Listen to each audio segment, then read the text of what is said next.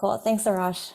All right. Well, thank you for joining everybody to, I think, what is our 13th community observations meetup. Really happy to be here today to talk about community budget management. Just a quick note for those of you who are not in our Luma community yet, feel free to join. There's the link at the bottom. We post recordings, upcoming events, and announcements in there. So if you are interested, feel free to go ahead and join from there. Just a quick intro on Cassie and I. We are your co-founders, co-leaders of Observations. I'm Tiffany. I'm the Director of Community Operations at Venafi.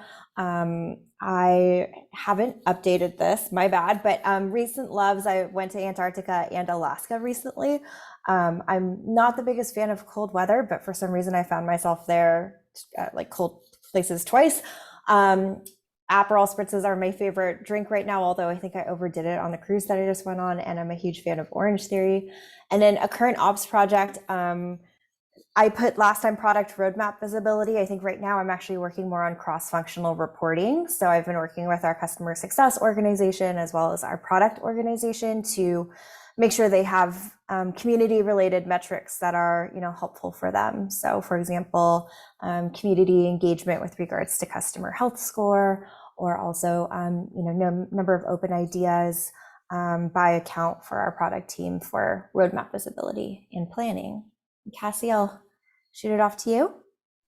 Perfect. Thank you. I am Cassie. I am based in Austin, Texas, and I am the Community Operations Manager at Atlassian for our Community Events program and our Community Leader program.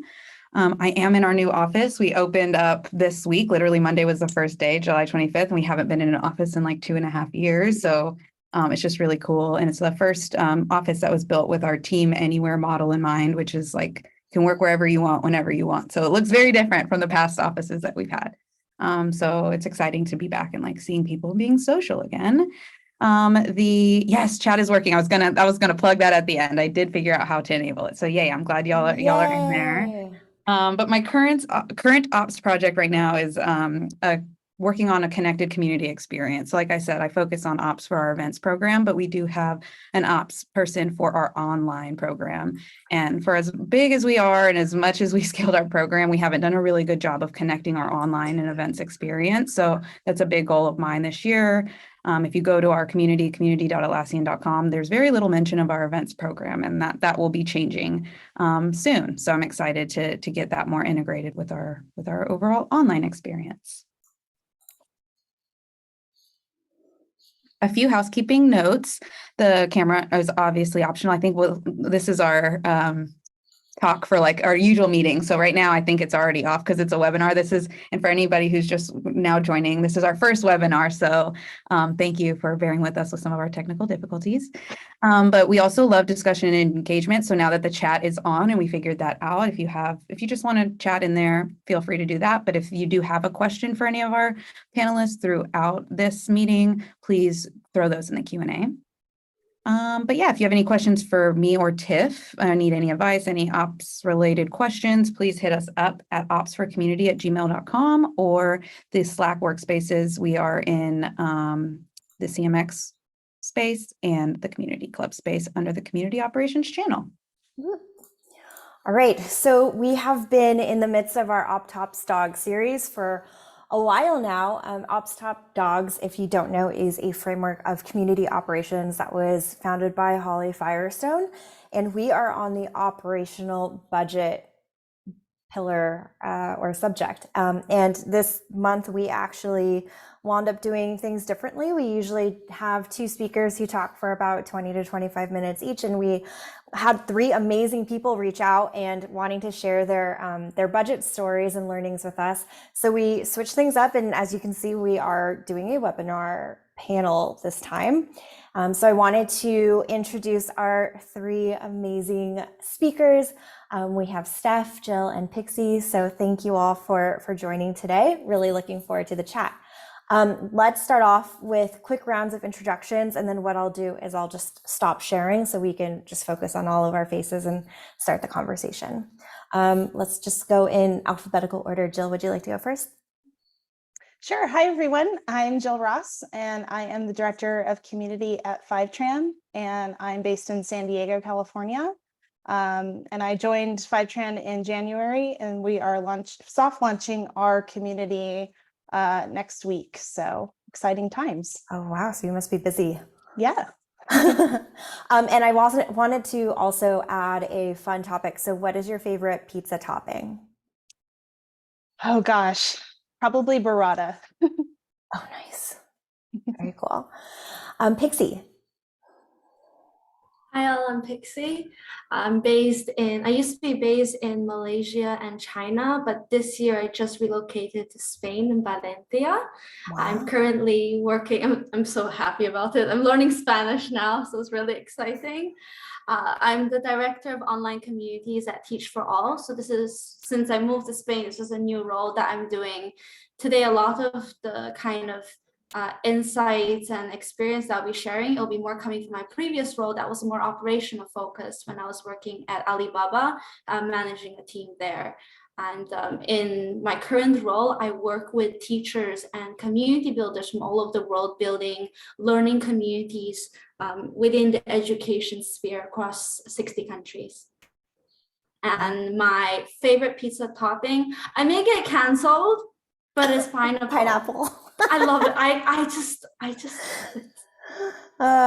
We should put in the chat. If you are for pineapple, put a pineapple emoji or yes, and then okay. I see all y'all. Cool. And then Steph. Hello, everyone. My name is Stephanie Nakano. This is not my first ops talk here. So hello to everybody who's coming back and hello to everybody who's new. I am based out of the San Francisco Bay Area, but currently I am in Las Vegas. So don't let the backdrop fool you. My title right now is Salesforce Slack Community Manager at Salesforce. I know that's a word, that's a lot of words. What I currently do in my role is that I actually manage the internal Slack community for all of Salesforce Global. So that means everywhere that Salesforce is at. That's over 80,000 employees. That being said, right now, my focus is on engagement, moderation, strategy, and just comms.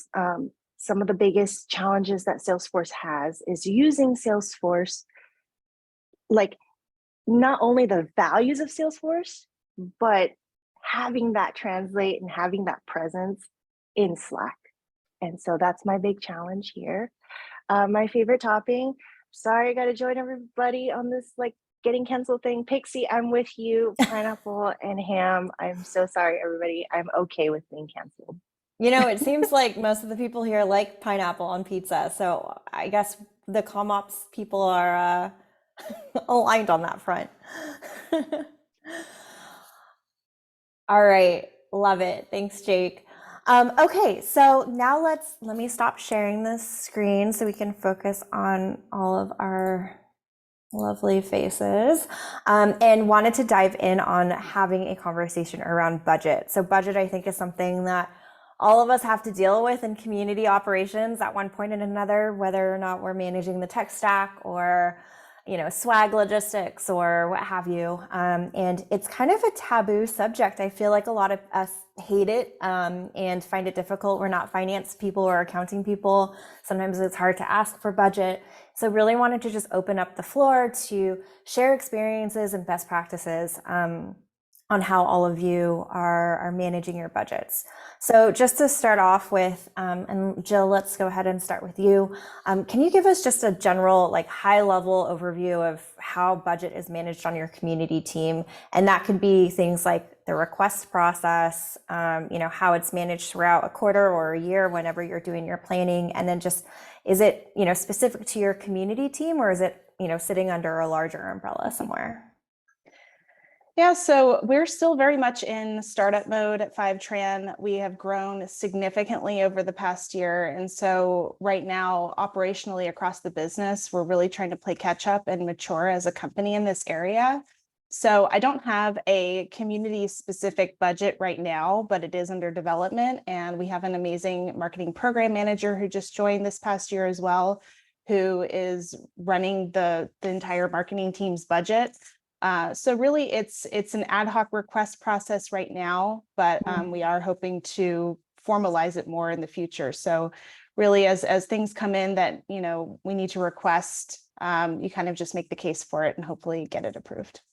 I'm curious about what turnaround time is like for that. If you like submit a request, does it go through kind of a whole process, or Not can you turn really. it It's around? I mean, I report to our CMO, so I'm fortunate in that I have that direct access to the decision maker. But it's generally a quick decision.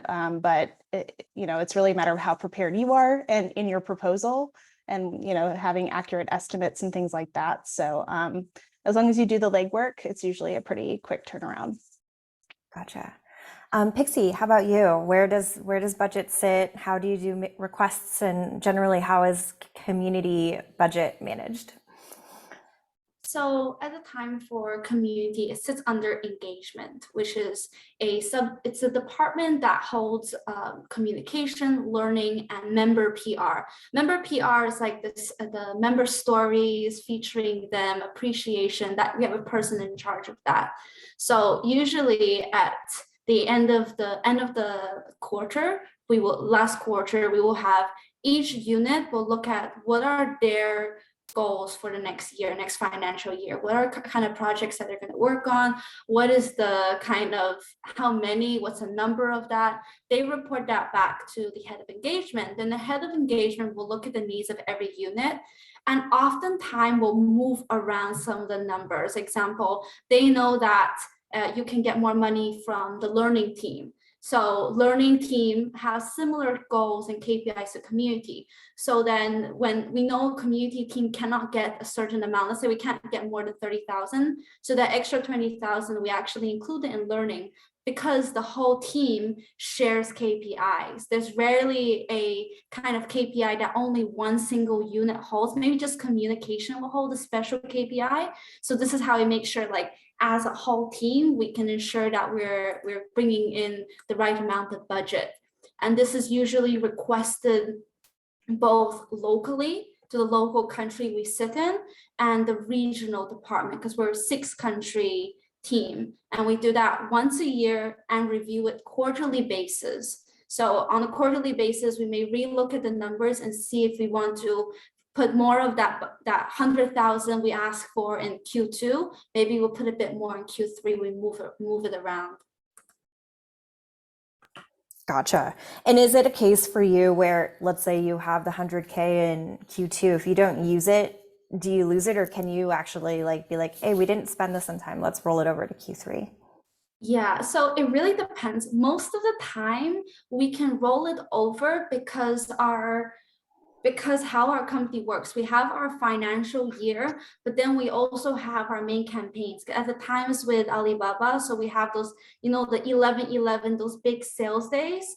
And sometimes we will have 2 big sales in one quarter, and then we can convince moving some of that money into that quarter. So we justify it because there's something really important to the whole company coming up. But usually speaking, you can move the month to month, but not quarter to quarter budget. Gotcha. Cool. And then Steph, same question in terms of kind of high level, how is your budget managed, and is it on a community team specific or kind of a wider or even ad hoc? It's a really good question. When I was at Zapier, handling the platform migration from Vanilla Forms to Incited, during that time in 2020, the community team there was newly formed, but there was an existing community already at Zapier, which was very interesting because I believe this is a very similar story that a lot of startups have, is that they start the community team after they realize that there's a community to look over. So what had happened in that scenario was that the community team was establishing, so there was no clear precedence of how much budget was to be allowed or what to expect.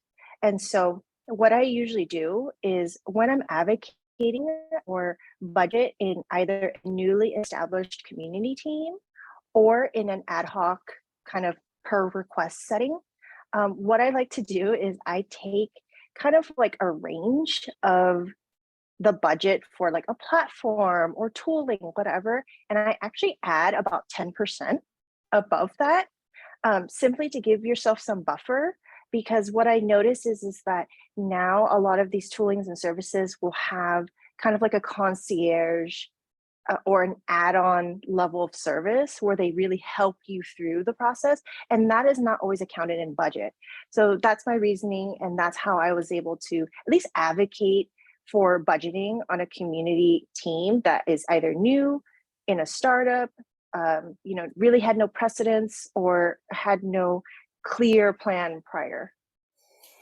Yeah, no, that's really interesting about the 10% buffer. I feel like we did that a lot too. And we kind of did a worst, good, best case scenario and showed very clearly, like, if we get this budget, this is what has to come off because we just can't, afford to. Similarly to headcount, it's like, these are the resources we have and this is what we can do. If we don't get it, these are the things that will come off the plate. Very cool.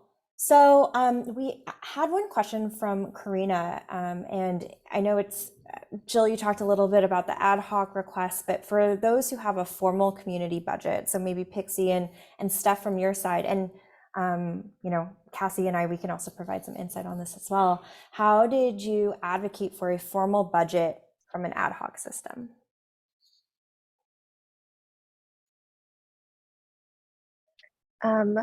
When it comes down to a formal budget, this is where it gets tough, because once you have a formal budget, that means that the community team is usually recognized either in an organizational setting or within a bigger organization. And that usually means that it's part of a collective budget. So I know that some community teams sit on support, others might sit on product, and some sit on marketing orgs. And so if there's a formal dedicated budget, a lot of times I try to look at it from a perspective of which team does it sit on and how is budget used.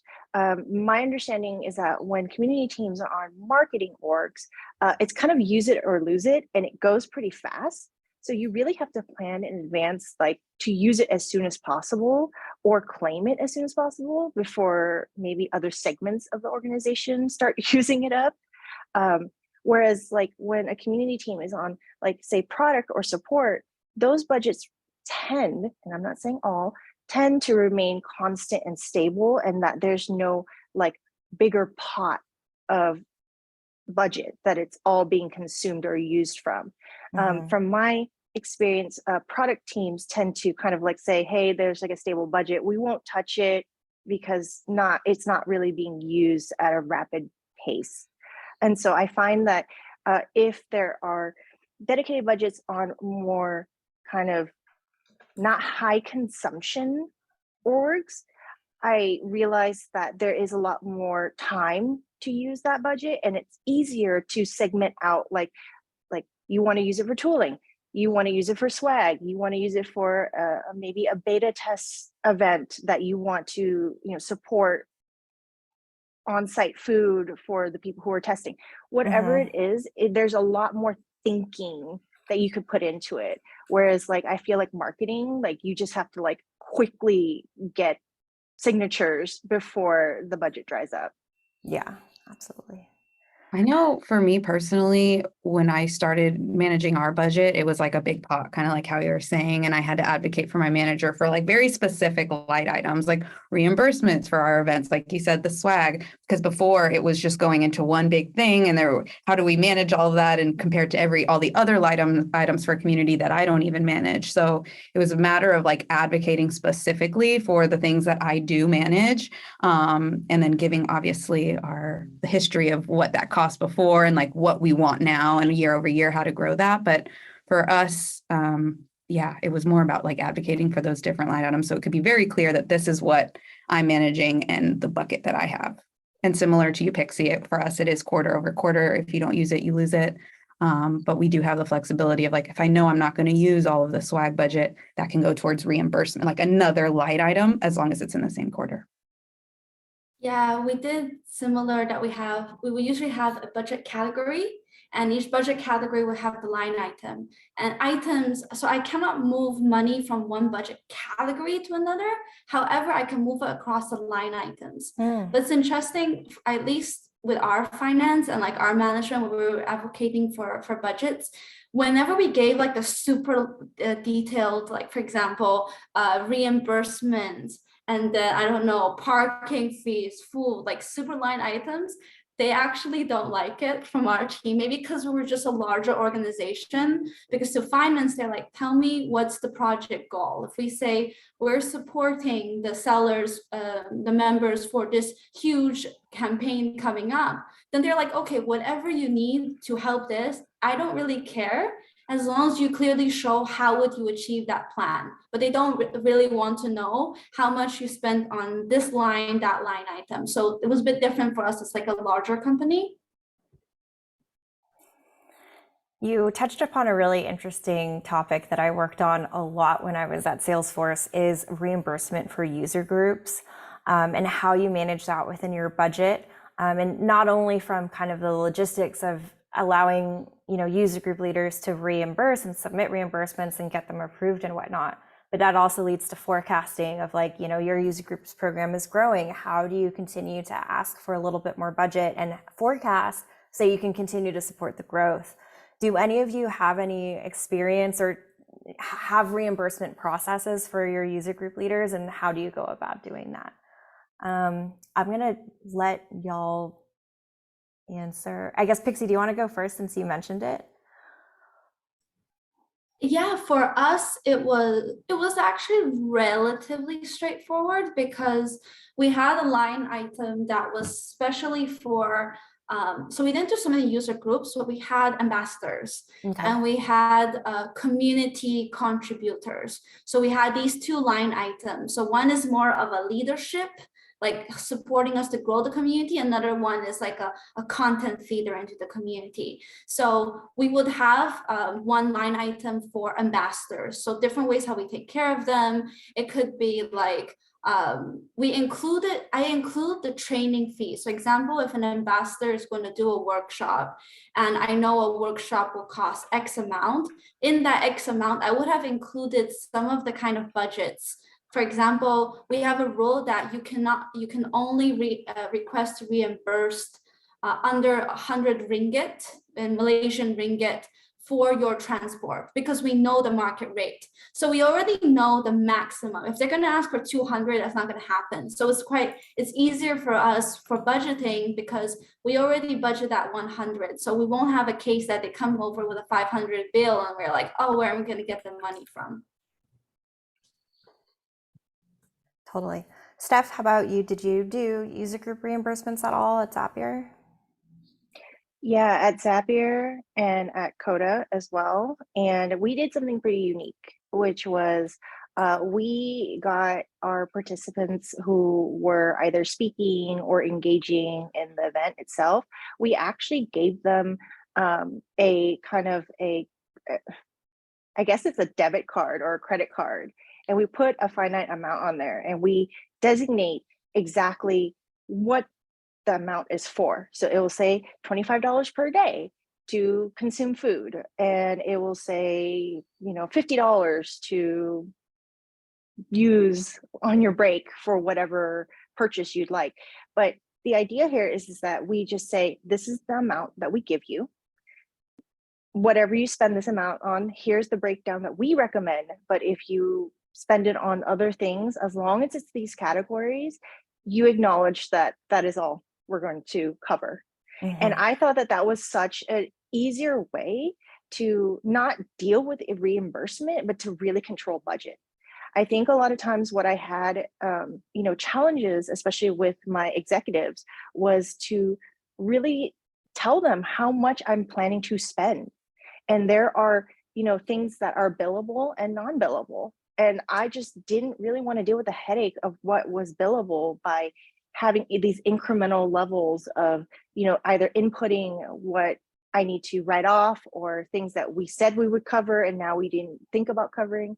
So I know this is kind of a very unique approach to it, and it does, require a little bit of upfront consulting and really, really like firm alignment with your financial team to ensure that the budget and even the ability to do something like this is possible.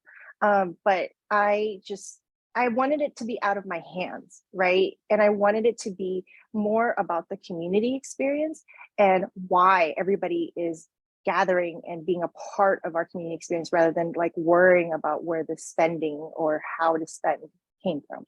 Mm-hmm. We actually had a really interesting, so we have 1,600, when I left Salesforce, we had about 1,600 user groups. And what we did was we had a tiered reimbursement approach based off of how many RSVPs they had for that particular meeting. We then developed a reimbursement portal that pulled in our events, and we used Bevy, so it pulled in events and used, they could essentially select the event. It automatically shows how much money they can submit for reimbursement based off of that number of attendees, and allowed them to directly submit. And it went through an automatic approval process depending on some rules. And then with some rules, we would go through a manual approval process, and it would actually ship straight to our accounts payable team. And that was really cool. The only issue was currency. So that was something that we were still working on when I left. And then scale is, we were providing them a lot of money. Even had a couple of fraud cases, which is a whole different story. But how do you forecast that, and where is that ceiling? And then even like as we continue to grow, how do we slowly start giving them a little bit less money without them, freaking out and being angry about it? So that's all bringing back really good memories. This is giving me a follow-up question for y'all, and especially your use case, Stephanie. We've been having, especially in like the APAC region, for our reimbursements, some people are, whenever they do their taxes, it's counted as like taxable income. Did y'all have any feedback or problems with that, specifically giving a gift card? Because I know when you kind of go through the reimbursement process, it shows that it comes from like a company, all that stuff. So I'm wondering if gift cards, if that posed a problem for like international or anybody really, any of your users. That's a really good question. And I have encountered this in a few scenarios. What happens is that we opted not to host events outside of North America for this very reason. Because the company had a presence only in the US, we were unable to help our participants who were not physically present in the US simply because of this tax issue.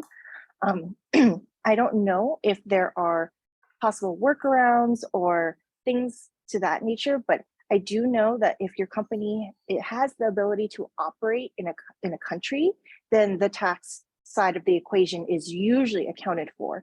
But let's just say we're talking about a community participant that is, remote. I'm going to pick a place. I'm going to say Thailand, and we don't have a company presence there.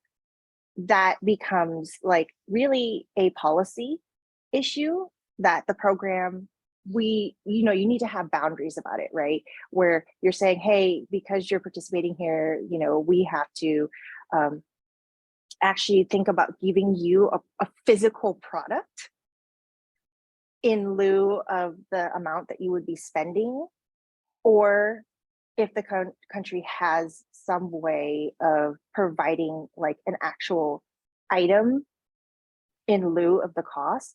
And that's the only way I've heard of this as a workaround, but this was pre-pandemic. So I just want to be very explicitly clear that things may have changed. But again, it was either we opted not to, we opted to either just send swag or actual physical goods. And gift cards were, very limited to only certain regions and areas outside of the US. For us, while Steph was talking, I just suddenly remembered, right? There was one way that we would give kind of gift cards in a way to program participants who've either contributed or maybe they're an ambassador. And it was an ad hoc project, so it wasn't in the initial budgeting. Because of the nature of the company, it was an e-commerce platform. So we'll usually have two ways. One way is a cash voucher that can only be used on the platform. But that did not work too well. Like, people would like it if it was the smaller members, that like one-off thing, but it didn't really work well for like the more serious sellers on the platform. But then a few years later, we started having in-app ad sponsorship, like ad boosts. So what we did was that we gave them the ad boost credit. So instead of them having to spend $100 on boosting their ads, that will eventually make them money and help our business, we will give them that 100. And this was something that it worked really well with finance, because to them it's money in the same pot just moving around. However, it's creating business value because we're giving people who are top performers ad spend money. They're going to bring in way more business compared to us giving them $100 in cash or bank transfer. Yeah, definitely. And then I guess like taking a step back and thinking about as a whole, the budget and how the breakdown of the line items usually goes in terms of like, 25% to this or 30% to this. Curious to hear how your breakdowns are. Jill, how about you? Well, like I said, there's not really a formal budget yet. I'm coming true. from like the very scrappy startup perspective. Also, it's a brand new program, so we're really just trying to get our, MVP community launched. So I can't say I have a great answer there, but What would you say is like the most spent right now? right now, I mean, we're doing a pretty big swag campaign for the community launch. So we have some founding members identified. They are getting a really nice direct mail for joining early as part of our early access program. And then moving forward, I would say it's around, it's not really a budget thing, but it's how we're handling our professional services sort of credits through our vendor, and doing roadmap planning and story points, et cetera, to understand, how much is going to be burned by those roadmap items. Yeah, gotcha. And this is a little off topic, but what platform or tool or vendor are you using for your swag? We are using postal.io. Okay, nice. I always thought it was really difficult with swag to do forecasting or planning on shipping, especially for international. And then when the world became virtual, it was even more difficult of like, how do you ship things out to individuals rather than, a centralized user group or a centralized hub? So yeah, that's an interesting challenge. Yeah, I did some forecasting around this, and I actually, I think I read in one of Holly Firestone's blogs that she had calculated around 30%. So that's what I used when I was doing the forecasting for this, and I used SwagUp's online catalog to sort of estimate what prices would be, because Postal doesn't have an online catalog or inventory to look at, but they have a lot of the same items that SwagUp does. So I just put all of those line items in with quantities, and then had an overall 30% calculation, and end up being pretty spot on with what they quoted me after that. So I think the 30% rule of thumb is a good one. That is what we used as well, obviously with Holly, 30%. Yeah, it's kind of outrageous if you think about it. Yeah, I mean, obviously that's just for US shipping though. International, totally different story. And a lot of times we'll actually use different vendors that can ship in those regions. Mm-hmm. Definitely. Steph? Yeah, so I am new to Salesforce, and I'm excited just because I one day will join the Salesforce alumni network that everybody seems to be a part of. And my biggest thing here with budget, especially like how it's broken down, because I'm watching not only a digital community but an internal community, I feel like there are some differences that I want to call out. here. I noticed the difference is that swag is not a part of this budget because there is like internal company-wide budget for swag. And particularly, I don't know if some people know this, but Salesforce has its own swag store that is actually open to the public. And there's nothing about swag that is connected to a particular team. So I believe that this is a trend much more for bigger companies. But as far as startups go, same thing. When I was at Zapier and even at Coda, swag budget was always deferred to marketing. And even though it was something that was asked within community, I found more success in advocating to marketing to get us budget or allow us to use marketing budget towards community than I did saying, hey, community wants our own swag budget. So I thought that that was a very interesting difference here. And then another thing was definitely a lot of leveraging onto other orgs to like kind of have the impact and ask for community has been a much higher success rate for me than just putting like my budget in only from community, putting it only with my stakeholders and then it kind of falling flat at the discussion table. And when I say falling flat, it turns into, well, why can't we use our current swag budget? What's up with our current events budget that you can't just like jump into? So again, there's this whole rerouting into current buckets. And so the only thing that I felt was the exception was community platform and tooling.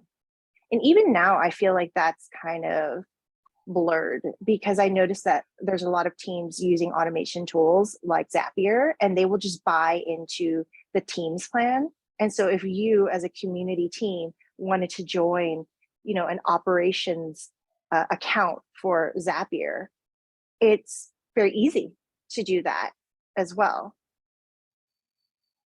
Yeah, absolutely. And Jake brought up a great point that's getting a lot of shout outs in chat is never call it a swag budget. These are program costs, hard costs, event materials, community awards. And yeah, no, that's a really good point. It kind of like curves around the blocker of what is swag. I think also, as community is constantly working cross-functionally with other teams and helping them with their initiatives.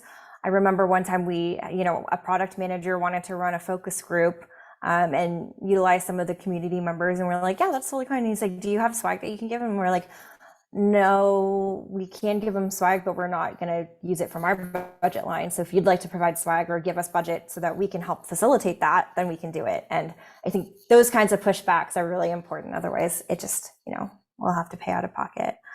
Pixie, how does the breakdown of budget line items look like for your team? Yeah, for us, we had similar to what Jake was saying about don't call it swag. We never call it swag. We call it community appreciation or member appreciation.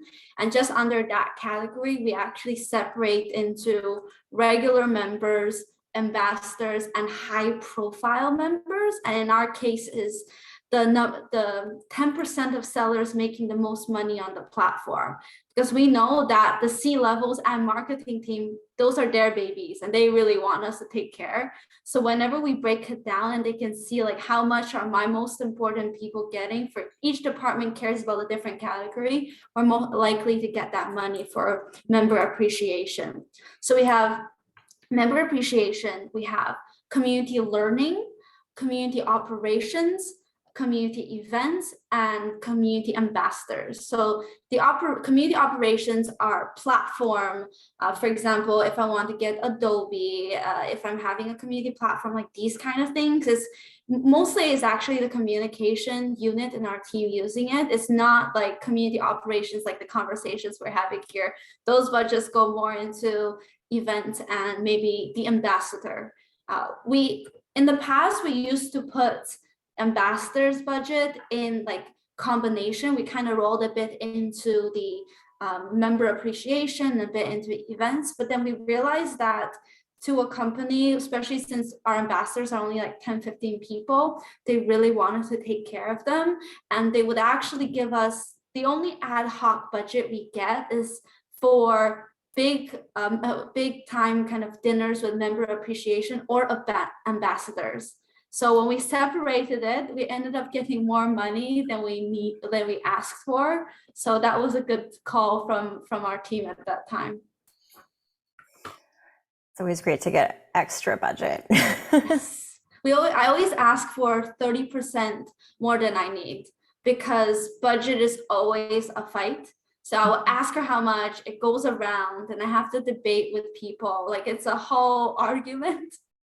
So the 10%, like, easily a conversation can kill off 10%. So I always put 30% extra.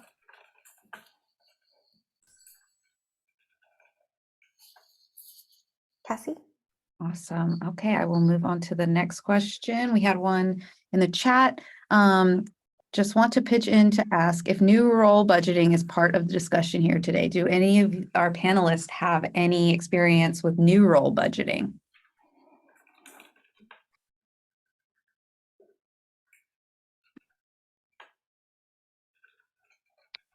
No. Tiff, do you have any experience with new role budgeting?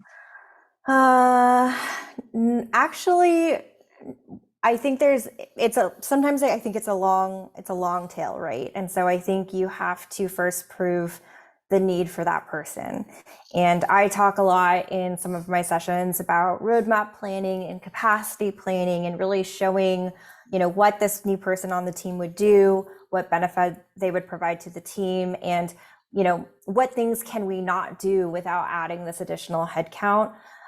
Usually my posts and whatnot are obviously about getting, the business case created to hire for a community operations person, but I think the same holds true for any other role. For example, if you're looking to hire a community moderator, what's the current response rate in the community? Or are there posts or answers or questions that are not getting answered?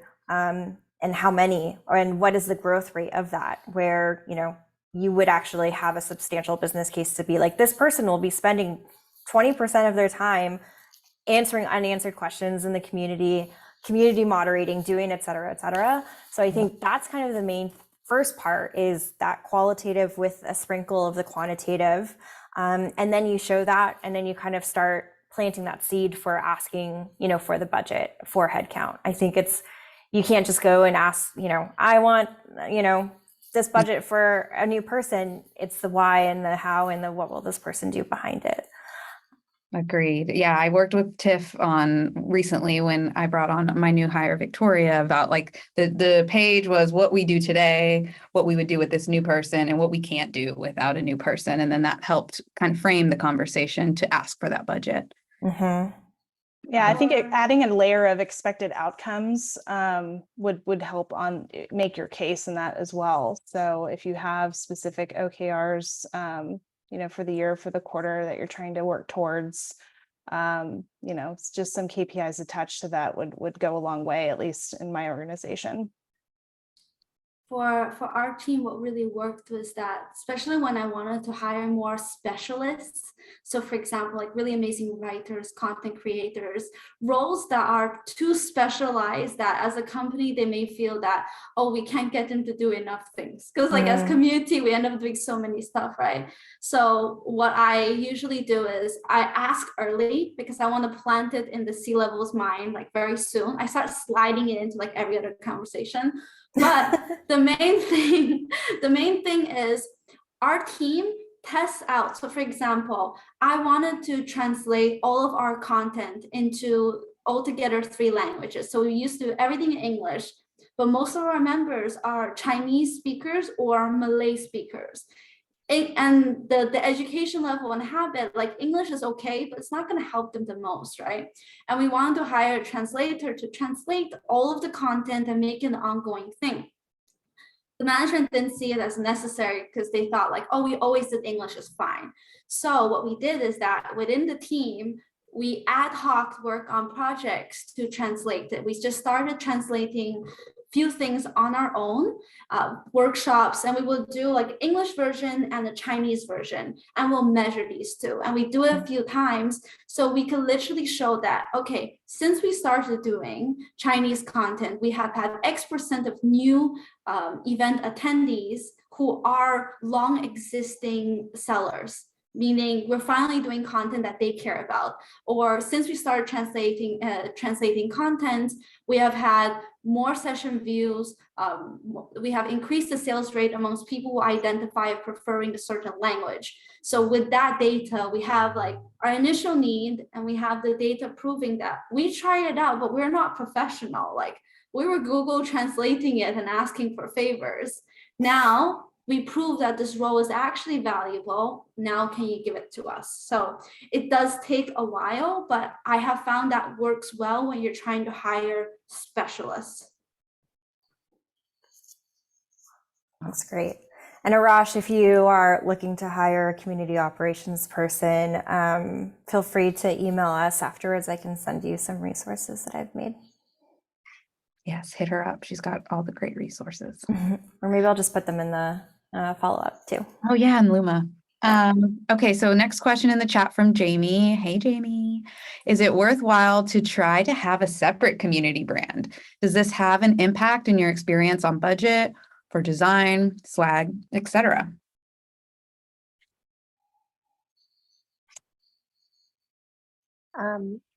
I have always been a huge fangirl of the Salesforce Trailblazer program. I know, Tiff, I know you're laughing. Context here, I know that there are a few Trailblazer community team alumni in this call, and I'm a huge fan of that brand as a standalone, simply because it doesn't throw community in your face. It's almost like it's its own like company, right? It's like it's a standalone brand, and that you don't feel like you have to buy into the Salesforce brand to be a part of the Trailblazer community, which is amazing, because I think that brings this closeness and this kind of shared experience even closer for people who really want to join. So I am a huge advocate and fan of, the Trailblazer and other like spin-off community brands, simply because it really solidifies the demand and presence of why we do community. And I think that that's super powerful, because I might have my numbers off, and please, Tiff, Cass, if anybody knows the actual numbers, I believe Erica Cool, when she was starting up the Trailblazer program, she went from $0, like literally duct tape, all the way to saving over $2 million because of this creation of the Trailblazer community. And it was just savings from support, getting people really bought into the certification program, and then also just participating in the community. She saw very exponential amounts of contribution and participation. So I think that speaks for itself of how valuable having a separate community brand can be, aside from just validating the budget. Yeah. And you're right. It's $2 million saved a month on case deflection alone for the Trailblazer community. I do think very strongly that it should have its own brand, Jamie. And the reason is because, our email campaigns are different than the company email campaigns. Like our programs that we run are very community oriented. They're not necessarily, specific to company alignment or goals or, initiatives. They should align with the company goals. But, and so, having its own brand and its own identity that is in alignment with the company values and all that stuff, but having its own identity, I think, is super important. It also helps create an additional sense of trust and security, because you're interacting with the community. You're not interacting necessarily with the company, even though it's part of the company. So yeah, I totally think that it should be its own thing. Yeah. I agree. And as far as it impacts budget or design, up until when we created our own community brand and rebranded it in like 2019 to bring on in our online and offline experience, that's when we did get a dedicated designer. So before, when we would submit tickets, it would kind of just go into this overall queue and whoever could work on it could. And so when we did how it impacted our design team, we finally got our own dedicated designer. And for swag, we did have to get more money for it. But I mean, ultimately, people love the coveted swag because it's not what you would like, that corporate brand kind of stuffy, what you would normally get. It's a little bit more fun, specifically for the Atlassian community. So it did impact those, but I think in all the good ways. I think there's a time aspect to consider with this decision as well, because a lot of those types of communities like Trailblazers, it didn't happen overnight. It emerged over time as the community matured and the culture emerged. So, you know, you might have that intention in the beginning, but inside your organization, it's probably just going to be viewed as community. That's part of whatever team you're in. But if you can make it a collaborative process with your members to create that culture and allow them to drive the direction and the identity of the community, then that will happen organically. And, you know, you're not going to be the one having to drive that on your own. And I don't think it makes sense to either. It's something that has to feel very real and organic, and only time will give you that. Yeah.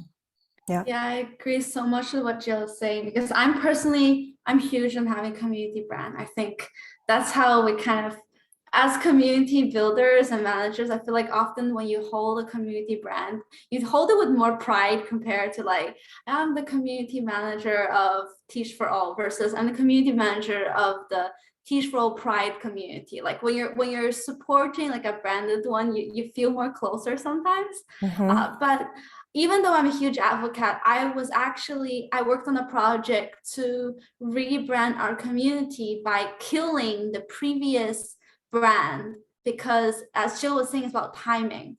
The community, when it just started out on Facebook like years ago, they right away put a brand there. And the thing was that people did not understand how was that brand related to this company. And you had a lot of people trying to find a community belonging to that community, that company, but they couldn't find it. There was this random group called Luz Club Malaysia, and they're like, what is this?